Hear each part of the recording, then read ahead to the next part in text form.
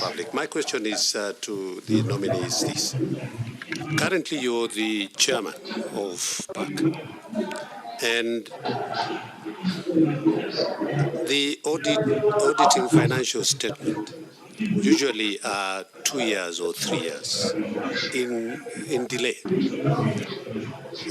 The Auditor General's report, which is a very important report for purposes of oversight, usually come late, maybe 2 or 3 years behind. What steps will you take to expedite the conclusion and consideration of the audit report in Parliament? Thank you, Honourable Chairman.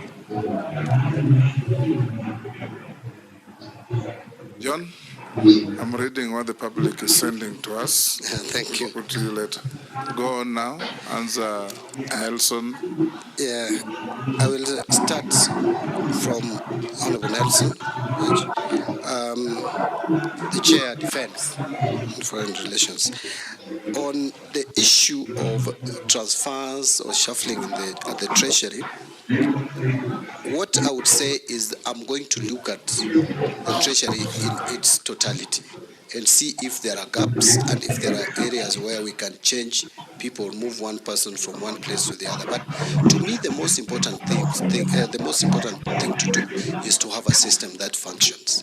Because if you don't have a system that functions, whoever you bring may just mess you up. So we need a system that is functioning, a system that even if I'm away, would still ensure that what should be done is done. The issue of favoritism, where some MDAs get funded and others are not, that to me is a failure of the system. We must correct that and ensure that there is equity, that there is fairness, that the system serves all Kenyans equally. So it is about system. Once you put the system in place, the officers you will put will do what is required. On the issue of shareable revenue going to counties, you are addressing, Honorable Nelson, you are addressing a converted person. I am a supporter of devolution, and I know that we need to support our counties. Counties are struggling at times, and a lot of times. In fact, we are incurring a lot as a country by failing to send monies to counties within the required time. Why? Because counties end up borrowing money from commercial banks and pay huge interests on borrowed funds just to pay salaries. We must make sure that we reverse that. I know there are revenue constraints, but we must balance. We must manage our cash flow. That will be my responsibility. One of the most important and critical departments at the Treasury is that Department of Accounting, the department that deals with managing the cash flow.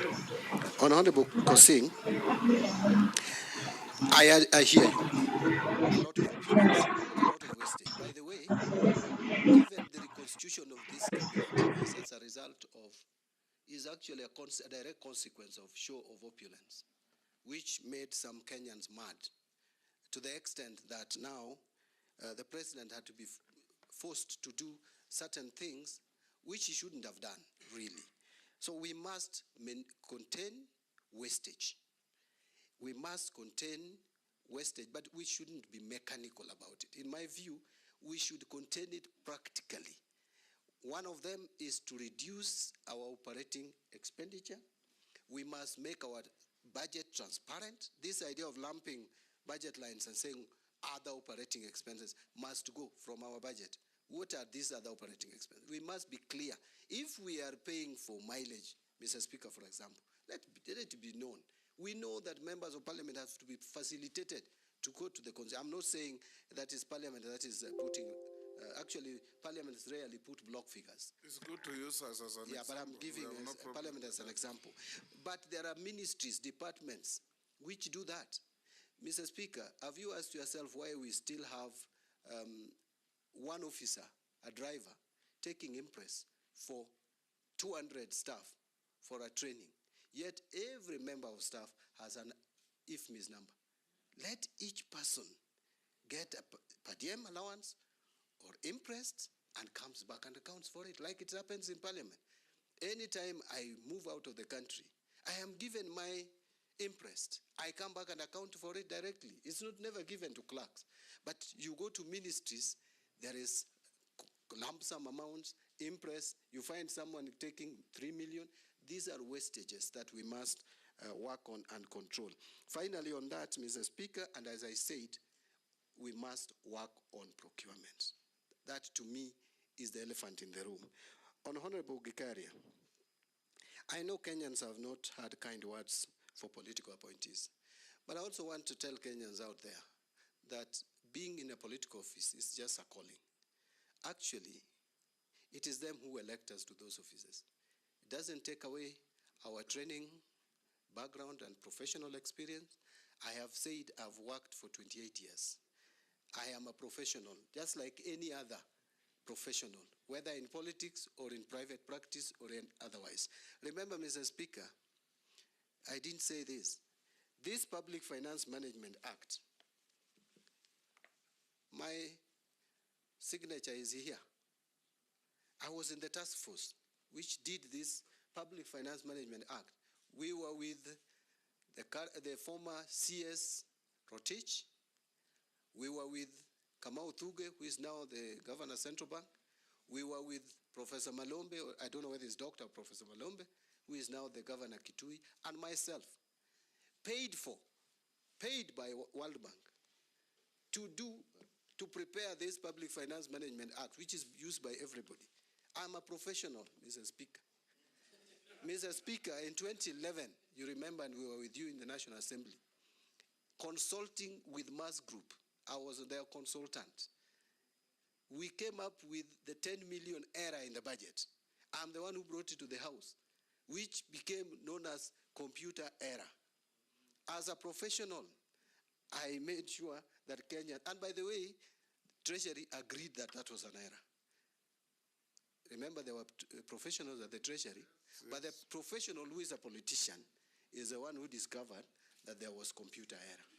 So I want to just give confidence to the public that even when you're a politician, you can be a professional. Finally, on chairing PAC and financial statements that are in arrears, the confidence is this, Honorable Gikaria, that beginning with Honorable Wandai, who is my predecessor, to my committee, we have really tried to be up to date. In fact, I am leaving that chair when we have just concluded examining accounts for 2021-2022.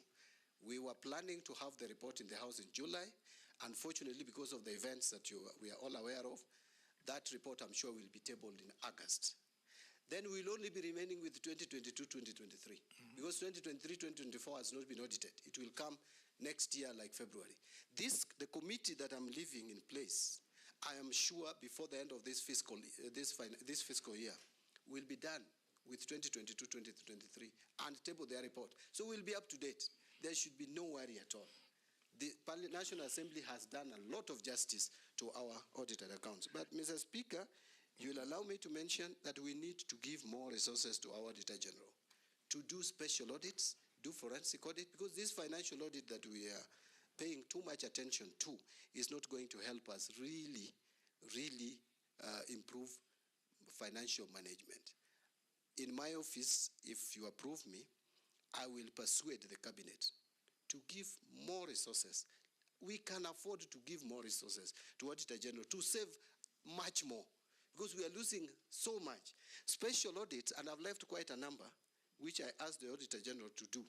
If you look at those special audits on the study, 3 of them I'll mention.